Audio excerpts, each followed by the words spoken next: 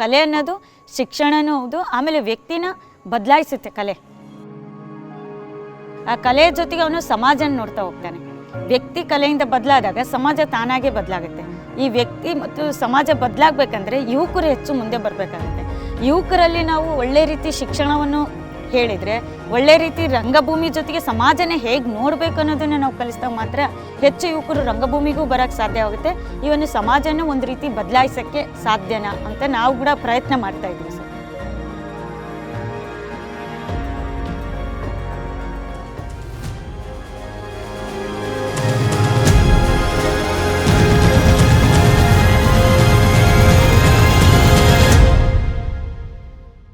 ನನ್ನ ಹೆಸರು ಡಾಕ್ಟರ್ ಸಹನಾ ಪಿಂಜಾರ್ ಅಂತ.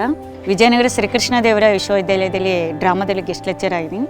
ಆಮೇಲೆ ಈ ಸಲಿನ ಜಾನಪದ ವಿಶ್ವವಿದ್ಯಾಲಯದಲ್ಲಿ ಸಿಂಡಿಕೇಟ್ ಸದಸ್ಯೆ ಆಗಿದ್ದು, ಫ್ರೀಲ್ಯಾನ್ಸಲ್ಲಿ ಆ್ಯಕ್ಟರ್, ಆರ್ಟಿಸ್ಟು. ನಮ್ಮ ಸ್ವಂತ ಊರು ಹೆಚ್ಚು ವೀರಾಪುರ ಅಂತ ಹಳ್ಳಿ. ಆಮೇಲೆ ನಾವಿದ್ದಿದ್ದ ಹಳ್ಳಿಯಲ್ಲಿ ಶಾಲೆ ಅಥವಾ ಎಜುಕೇಷನ್ ಆ ಥರದ್ದೇನೂ ಇರಲಿಲ್ಲ. ನಮ್ಮ ಸೋದರ ಮಾವರಾದಂಥ ಪಿಂಜಾರ್ ಅಬ್ದುಲ್ ಅವರು ನನ್ನನ್ನು ಹಳ್ಳಿಯಿಂದ ಹೊಸಪೇಟೆ ಕರ್ಕೊಂಡ್ಬಂದರು. ಅವಳು ಚಿಕ್ಕ ಮಗು ಇದ್ದಾಗೆ ಹೋರಾಟಕ್ಕೆ ನಮ್ಮ ಜೊತೆಗೆ ಬರ್ತಿದ್ದವ. ಮಗು ಇದ್ದಾಗನೇ ಬರ್ತಾ ಬರ್ತಾ ಅವಳು ಯೋಚನೆ ಮತ್ತು ಸಾಹಿತ್ಯ ಕೇಳೋದು ಮಾಡೋದ್ರಿಂದ ಒಂದು ಹೊಸ ಸ್ವರೂಪ ಪಡೀತು. ಭಾಳ ಮುಖ್ಯವಾಗಿ ನಾವು ಹೊಸಪೇಟೆ ಅಂದರೆ ನಾವು ಇದ್ದಂಥ ಏರಿಯಾ ಸ್ಲಮ್ ಏರಿಯಾ. ಇಲ್ಲಿ ಹೆಚ್ಚು ಎಜುಕೇಟೆಡ್ ಇರಲಿಲ್ಲ, ಕಳ್ಳತನಗಳು ಹೆಚ್ಚಾಗ್ತಾ ಇತ್ತು. ಆಮೇಲೆ ತುಂಬ ಹೊಡೆದಾಟಗಳು, ಬಡದಾಟಗಳು, ಆಮೇಲೆ ಜಾತಿ ತಾರತಮ್ಯಗಳು ಇದೆಲ್ಲ ಅತಿ ಹೆಚ್ಚು ಕಂಡಿದ್ದು ಈ ಸ್ಲಮ್ ಏರಿಯಾ, ಸಿದ್ಧಲಿಂಗಪ್ಪ ಚೌಕಿ ಅಂತ ಸರ್.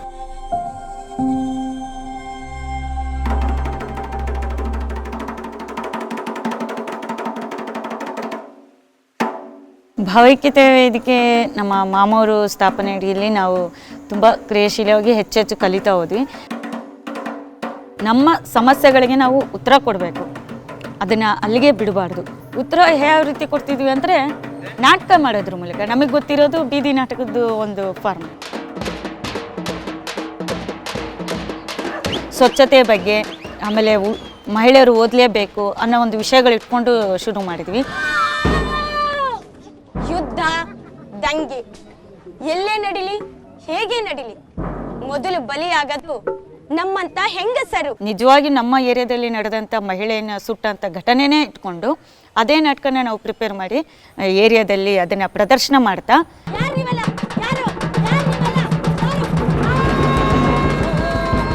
ಪ್ರದರ್ಶನ ಮಾಡಿದ್ದಲ್ಲದೆ ಜನರಿಗೆ ನಾವು ಕ್ವಶನ್ಸ್ ಕೇಳ್ತಾ ಇದ್ವಿ, ಪ್ರಶ್ನೆಗಳು ಕೇಳ್ತಿದ್ವಿ. ಈಗ ನೀವು ಈ ನಾಟಕ ನೋಡಿದ್ರಿ, ನಿಮಗೆ ಏನು ಅನ್ನಿಸ್ತು? ತಪ್ಪು ಮಾಡಿದವರಿಗೆ ಶಿಕ್ಷೆ ಆಗಬೇಕಲ್ವ? ಹೌದೌದಂತ. ಆ ನಾಟಕಗಳು ಅದೆಲ್ಲ ನೋಡಿದ್ಮೇಲೆ ಜನ ಹೆಚ್ಚು ಮೊಬಿಲೈಸ್ ಆಗಿ ನಮ್ಮ ಜೊತೆ ಹೋರಾಟಕ್ಕೆ ಬಂದರು. ಆಮೇಲೆ ನಮ್ಮ ಮಾಮವರು ಕೂಡ ಯಾವುದೇ ಹಣದ ನಿರೀಕ್ಷೆ ಇಲ್ಲದೆ ಇದೆಲ್ಲ ಕೆಲಸನೂ ಮಾಡ್ತಾಯಿದ್ವಿ. ನಮಗೆ ಫೈನಾನ್ಷಿಯಲಿ ಸಪೋರ್ಟ್ ಅಂದರೆ ನಮ್ಮ ಗಾದಿ ಮಾಡೋ ಹಣದಿಂದ, ಗಾದಿ ಮೇಕಿಂಗಿಂದ ಬರೋ ಹಣದಿಂದನೇ ಕುಟುಂಬ ನಡೀತಾ ಇತ್ತು. ಅದರಲ್ಲೇ ನಾವೆಲ್ಲ ಊಟ ಮಾಡ್ತಿದ್ವಿ. ಹಂಗಾಗಿ ಬಡತನ ಇತ್ತು, ಬಟ್ ಅದರಲ್ಲೇ ನಾವು ಎಲ್ಲರೂ ಹಂಚ್ಕೊಂಡು ತಿಂತಾಯಿದ್ವಿ. ಹೊಟ್ಟೆ ತುಂಬ ಉಂಡೋರು ಏನಾದರೂ ಮಾಡ್ಬೋದು. ಈ ಸಾಮಾನ್ಯ ಮಕ್ಕಳು ಕೊಳಗೇರಿಯಲ್ಲಿ ಇವತ್ತುವರೆಗೆ ಅಷ್ಟೇ ಸಮ್ಮರ್ ಕ್ಯಾಂಪ್ ದುಡ್ಡು ತಗೊಂಡು ದುಡ್ಡು ಕಟ್ಸ್ಕೊಂಡು 2,000 3,000 ಸಮ್ಮರ್ ಕ್ಯಾಂಪ್ ಮಾಡ್ತಾರೆ.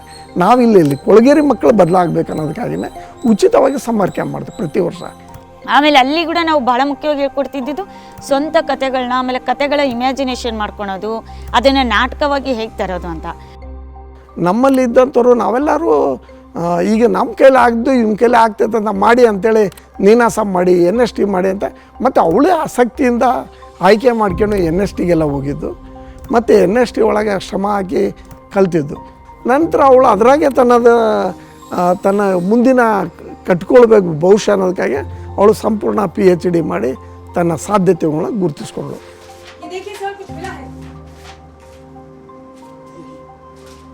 ನನಗೆ ಡಿಸೈನ್ ಆ್ಯಂಡ್ ಡೈರೆಕ್ಷನ್ ಕಲಿಯೋಕ್ಕೆ ಕರ್ನಾಟಕದಲ್ಲಿ ಎಲ್ಲೂ ಅವಕಾಶ ಇಲ್ಲ. ನಾನು ಕಲಿತ್ರೆ ಡೆಲ್ಲಿಯಲ್ಲೇ ಕಲಿಬೇಕು. ಅವಾಗ ನಾನು ಇಲ್ಲ ತಗೊಂಡ್ರೆ ಡಿಸೈನ್ ಆ್ಯಂಡ್ ಡೈರೆಕ್ಷನ್ನೇ ತೊಗೋಬೇಕಂತ ಆಯಿತು. ಆ ಡಿಸೈನ್ ಕಾನ್ಸೆಪ್ಟು ನನ್ನನ್ನು ಬೇರೆ ಥರದಲ್ಲಿ ತೊಗೊಂಡೋಯ್ತು. ಅಂದರೆ ಒಂದು ವಿಷಯನ ಸಮಕಾಲೀನಗೊಳಿಸೋದ್ರ ಜೊತೆಗೆ ಡಿಸೈನ್ ಅಂದರೆ ಏನು, ವಿನ್ಯಾಸ ಅಂದರೆ ಏನಂತ. ಇತ್ತೀಚೆಗೆ ಮಾಡಿರುವಂಥ ನಾಟಕ ಅಂದರೆ ಶವದ ಮನೆ. ಶವದ ಮನೆ ಕತೆ ನಂಗೆ ಭಾಳ ಇಷ್ಟ ಆಗಿದ್ದೇನೆಂದರೆ ಅದು ತುಂಬ ಸ್ವಾತಂತ್ರ್ಯ ಪೂರ್ವದಲ್ಲಿ ಬರೆದಂಥ ಕತೆ ಆ್ಯಕ್ಚುಲಿ.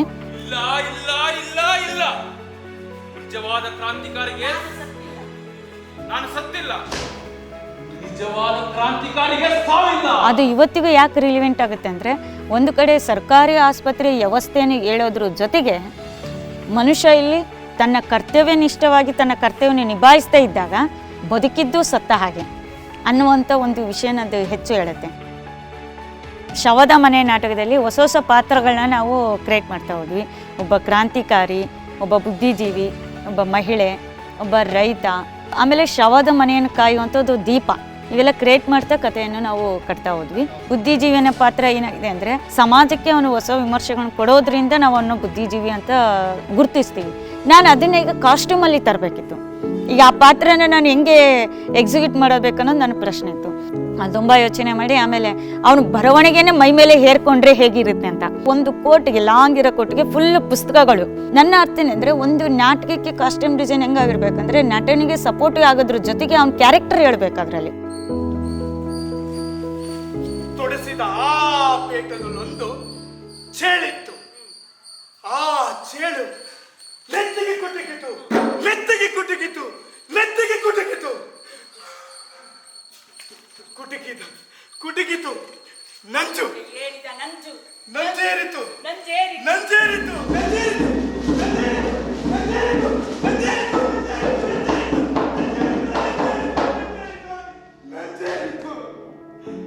ಈಗ ರೈತ ಬರ್ತಾನೆ, ಅವನಿಗೆ ಎಲ್ಲೋ ಒಂದು ಬಂದ ಬೆಳೆ ಮಾರೋಕ್ಕಾಗಲ್ಲ, ಮಳೆ ಕಾಯ್ತಾ ಇರಬೇಕು ಸರಿ ಅಂತ ಅವ್ನಿಗೇನು ಮಾಡಿದ್ವಿ, ಕಾಟನ್ ಸೀರೆಗಳಿಂದ ಹಿಂಗೆ ರೋಪ್ ಮಾಡೋ ರೀತಿಯಲ್ಲಿ ಸುತ್ತುತ್ತಾ ಅವ್ನು ಕಾಸ್ಟ್ಯೂಮ್ ಮಾಡಿದ್ವಿ.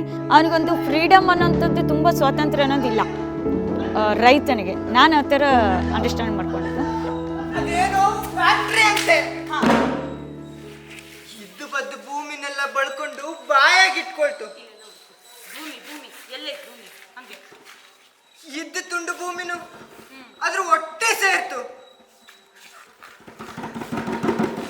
ಕೂಳು ಇಲ್ಲ, ಗಂಜಿನೂ ಇಲ್ಲ. ನೋಡಿ ಸ್ವಲ್ಪ ಕೂಳು ಇಲ್ಲ, ಗಂಜಿನೂ ಇಲ್ಲ. ಕೂಳು ಇಲ್ಲ, ಗಂಜಿನೂ ಇಲ್ಲ. ನೀರು ನೀರು ನೀರು ನೀರು ನೀರು ನೀರು ನೀರು ನೀರು ನೀರು ನೀರು ನೀರು ನೀರು ನೀರು ನೀರು.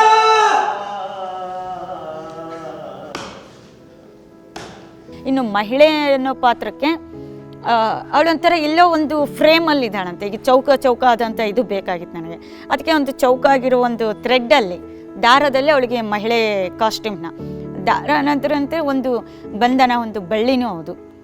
ಹೆಣ್ಣು ಅಂದ್ರೆ ಬರೀ ದೇಹ ಅಲ್ಲ, ಹೆಣ್ಣಿನ ಮೇಲಿನ ಶೋಷಣೆ ಅಂದ್ರೆ ಬರೀ ದೇಹದ ಮೇಲಿನ ಶೋಷಣೆಯೂ ಅಲ್ಲ.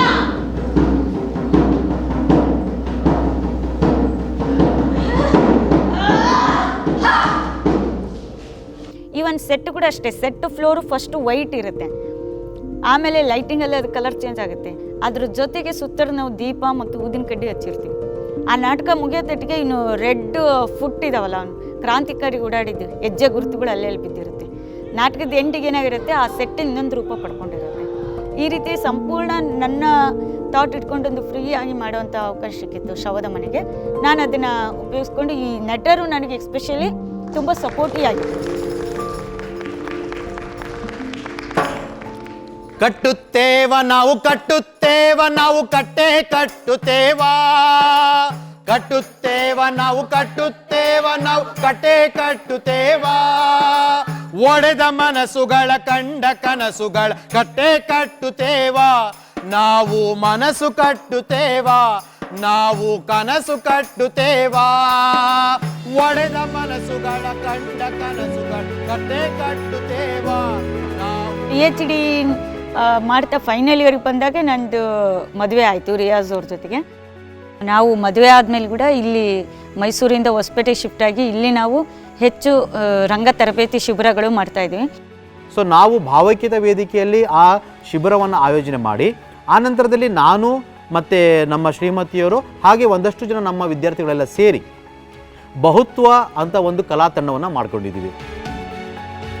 ನಾವು ನಮ್ಮಲ್ಲಿ ಬರೋಂಥ ಯುವಕರಿಗೆ, ಮಕ್ಕಳ ಶಿಬಿರದಲ್ಲಿ ಬರೋಂಥ ಮಕ್ಕಳಿಗೆ ಆದರೂ ಕೂಡ ಹೇಳೋದೇನೆಂದರೆ ಎಜುಕೇಷನ್ನ ಕಂಟಿನ್ಯೂ ಮಾಡಿ ಅಂತ. ತುಂಬ ಜನ ಈಗ ನಮ್ಮಲ್ಲಿ ಅಂಕ್ಲೇಶ್ ಅಂತ ಒಂದು ಹುಡುಗ ಇದ್ದ, ಅವನು PUC ಆದಮೇಲೆ 6 ವರ್ಷ ಡಿಗ್ರಿ ಹಚ್ಚೇ ಇಲ್ಲ. ಹೋಟ್ಲಲ್ಲಿ ಬೆಳಿಗ್ಗೆ 6:30 ಊರಿಂದ 6:00 ಹೋಟ್ಲಲ್ಲಿ ಬಂದು ಕೆಲಸ ಮಾಡಿ 3:30 ಕ್ಲೋಸು ಸರ್. 8 ಅವರ್ಸು ಡ್ಯೂಟಿ ಆಗ್ತಿತ್ತು. ಮುಗಿಸ್ಕೊಂಡು 3:30 ಊಟ ಗೀಟ ಮಾಡ್ಕೊಂಡು ದೆನ್ ಇಲ್ಲಿ ಬರ್ತಿದ್ದೆ. 4 ಗಂಟೆಯಿಂದ ಶಿಬಿರ. ಏನು ದಲಿತ ಕಮ್ಯುನಿಟಿಯಿಂದ ಬಂದಂಥ, ದೇವದಾಸಿ ಕಮ್ಯುನಿಟಿ ಬಂದಂಥ ಒಂದು ವಿದ್ಯಾರ್ಥಿ ಇಷ್ಟೆಲ್ಲ ಮಾಡ್ತಿದ್ದಾನೆ. ಇನ್ನೂ ಇವನಿಗೆ ಏನಾದರೂ ಬೇಕು, ಸ್ವಲ್ಪ ಎಜುಕೇಷನ್ ಸಪೋರ್ಟ್ ಬೇಕಂತೇಳಿ ಸಹನಾ ಮೇಡಮ್, ರಿಯಾ ಸರ್ ಏನು ಹೇಳಿದ್ರು, ಓದಬೇಕು ನೀವು. ನಾನು PUC ಮುಗಿಸಿ ಸುಮಾರು 6 ವರ್ಷ ಆಗಿದೆ. ನೀವು ಮತ್ತೆ ಓದ್ರಿ, BA ಹಚ್ಚಿರಿ ಇಲ್ಲೇ ಆನಂದ್ ಸಿಂಗ್ ಕಾಲೇಜ್ನಲ್ಲಿ. BA ಆಪ್ಷನಲ್ ಜರ್ನಲಿಸಮ್ ತೊಗೊಂಡೆ ಸರ್. ಈಗ ಮತ್ತೆ ನಾನು ಕಾಲೇಜ್ಗೆ ಹೋಗ್ತಾ ಇದ್ದೀನಿ ಸರ್. ಇಲ್ಲಿ ನಿಜವಾಗ್ಲೂ ಹೇಳ್ತೀನಿ, ಈ ಒಂದು ರಂಗಭೂಮಿ ನನಗೆ ಒಂದು ಪರಿಚಯ ಆಯಿತು. ಮತ್ತು ನಿಜವಾದ ನನ್ನ ಹುಟ್ಟಂದರೆ ರಂಗಭೂಮಿಲೇ ಸರ್.